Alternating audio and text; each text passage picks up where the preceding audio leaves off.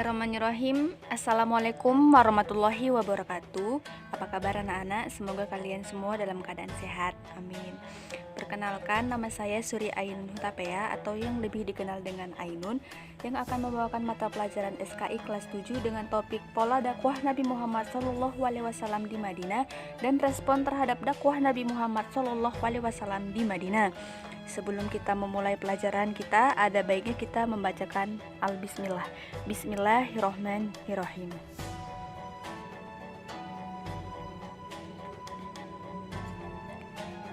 Pola dakwah Nabi Muhammad SAW di Madinah. A. Langkah-langkah dakwah Nabi Muhammad di Madinah. Nabi Muhammad tiba di kota Madinah tahun 662 Masehi. Kehadiran Nabi Muhammad dan umat Islam di kota Madinah menandakan zaman baru bagi perjalanan dakwah Islam.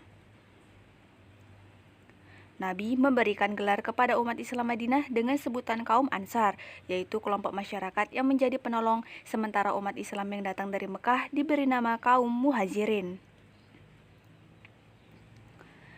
Setelah datang ke Madinah, Nabi Muhammad menentukan prioritas utama dalam rangka membangun masyarakat baru. Adapun prioritasnya yaitu 1. Membangun masjid. Masjid memiliki multifungsi, yaitu sebagai tempat melaksanakan ibadah sholat, untuk tempat tinggal, dan juga sebagai pusat kegiatan pendidikan pengajaran keagamaan, tempat untuk bermusyawarah, dan lain sebagainya. 2. Mempersaudarakan kaum muslimin. Nabi Muhammad mempersaudarakan kaum muslimin yang berasal dari Mekah dengan kaum muslimin yang berasal dari Madinah. Dengan persaudaraan tersebut, Nabi telah menciptakan suatu persaudaraan baru, yaitu persaudaraan berdasarkan iman atau agama. Dengan begitu, Islam akan bersatu dan akan menjadi lebih kuat. 3. Perjanjian dengan masyarakat Yahudi Madinah. Perjanjian tersebut membuat aturan yang berkenan dengan orang-orang Muhajirin, Ansar, dan masyarakat Yahudi bersedia untuk hidup berdampingan dengan damai dengan umat Islam. Undang-undang tersebut dikenal dengan Piagam Madinah atau Mistaq al-Madinah. B. Metode dakwah Nabi Muhammad SAW dalam membangun perekonomian Madinah.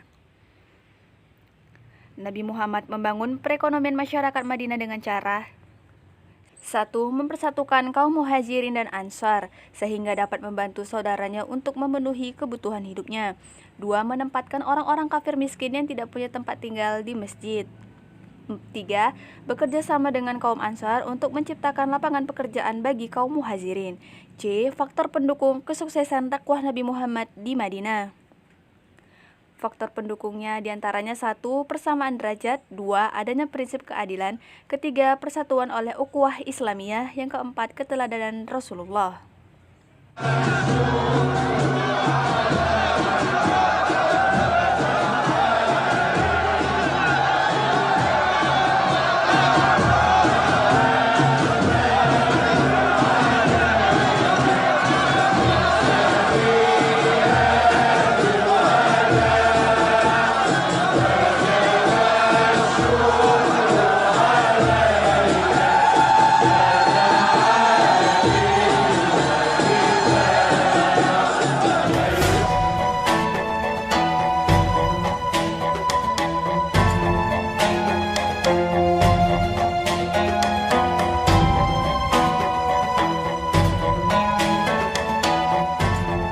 Respon terhadap dakwah Nabi Muhammad SAW di Madinah.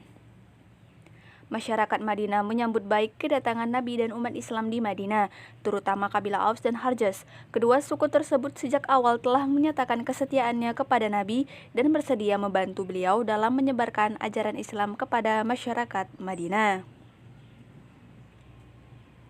Perkembangan Islam yang sangat pesat membuat kafir Quraisy semakin marah dan berusaha untuk menghancurkan umat Islam yang ada di Madinah. Permusuhan kafir Quraisy terhadap umat Islam mengakibatkan beberapa peristiwa penting dalam sejarah Islam, antara lain 1. Perang Badar.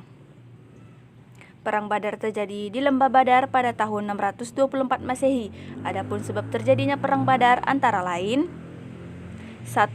Ketegangan setelah terjadi tukar-menukar tawanan perang. Kedua, berita tentang pencegatan umat Islam terhadap kafilah Abu Sufyan diterima oleh Abu Jahal. Lalu ia naik pitam atau marah dan mengirim pasukannya berjumlah sekitar 900 sampai 1000 orang.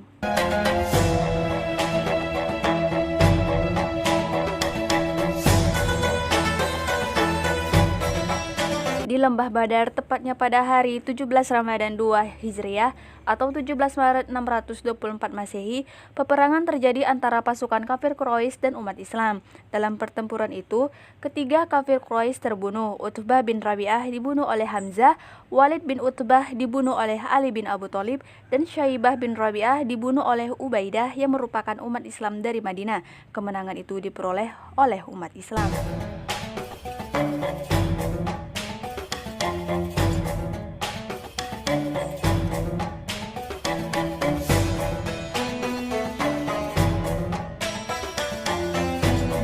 Perang Uhud. Setelah kalah dalam Perang Badar, kafir Quraisy Mekah merencanakan untuk menyerang secara besar-besaran terhadap kaum Islam. Pada bulan Ramadan tahun 3 Hijriah atau 625 Masehi, mereka berangkat menuju Madinah dengan membawa pasukan yang terdiri dari 3.000 pasukan berunta, 200 pasukan berkuda, dan 700 orang berbaju besi di bawah pimpinan Khalid bin Walid. Pada awalnya, pasukan umat Islam berhasil memukul mundur pasukan kafir Quraisy, tetapi pasukan umat Islam tergoda dengan harta benda yang ditinggalkan musuh, sehingga mereka tidak fokus terhadap gerakan musuh. Akibatnya, Khalid bin Walid, pimpinan dari pasukan Quraisy, berputar haluan untuk kembali menyerang sampai akhirnya berhasil melumpuhkan pasukan pemanah Islam. Nabi mendapatkan luka yang cukup berat. Umat Islam terselamatkan dengan adanya berita terbunuhnya Nabi Muhammad, sehingga pasukan kafir Quraisy mengurangi serangannya. 3. Perang Handak. Handak artinya parit. Perang Handak atau Perang Ahzab yang terjadi pada tahun 5 Hijriah atau 627 Masehi. Ketika itu pengaruh Nabi sudah cukup luas. Yahudi Bani Najir bergabung dengan pasukan Quraisy Mekah untuk menyerang umat Islam di Madinah. Mereka terdiri dari beberapa kabilah yang jumlahnya kurang lebih 10.000 pasukan yang dipimpin oleh Abu Sufyan. Salman Al-Farisi mengusulkan agar dibangunkan parit besar mengelilingi perbatasan kota Madinah sebagai pertahanan kota. Lalu Nabi bekerja sama menggali parit yang besar. Akibatnya pasukan kafir Quraisy tidak dapat bertahan mengepung kota Madinah.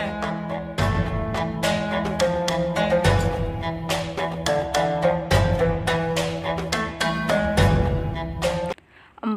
Perjanjian Hudaybiyah. Rasulullah bermimpi pergi bersama dengan sahabatnya ke Mekah dan memasuki Masjidil Haram dengan aman. Mendengar itu, para sahabat merasa sangat senang. Maka setelah Perang Handak selesai, Nabi Muhammad memutuskan untuk melaksanakan ibadah haji ke Mekah. Kafir Quraisy merasa khawatir akan tekad umat Islam untuk memasuki kota Mekah tahun ini.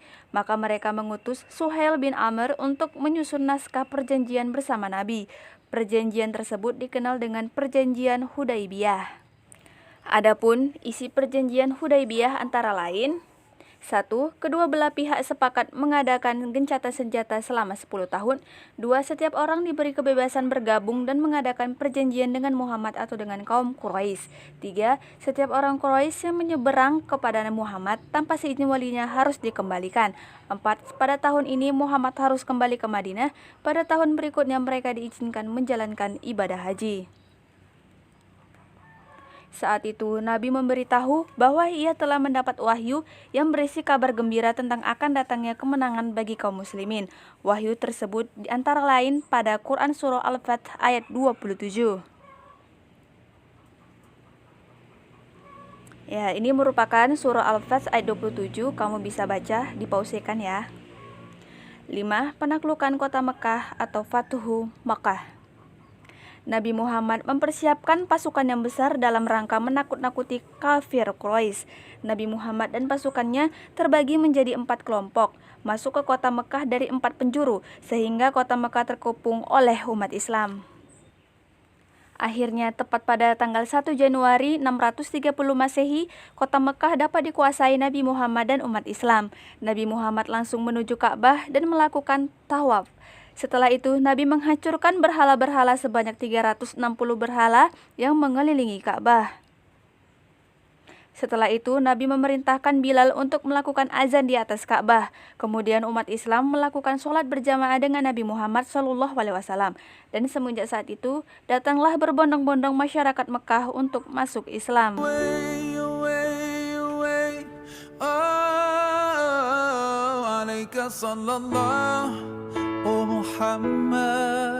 Baiklah, sekian penjelasan dari Ibu mengenai materi kita hari ini tentang pola dakwah Nabi Muhammad SAW di Madinah dan respon terhadap dakwah Nabi Muhammad SAW di Madinah.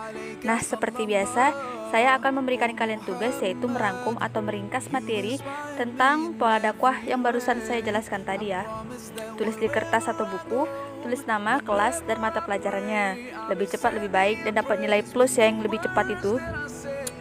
Kita akhiri pelajaran kita dengan membacakan alhamdulillah. Wabillahi taufiq wal hidayah. Wassalamualaikum warahmatullahi wabarakatuh.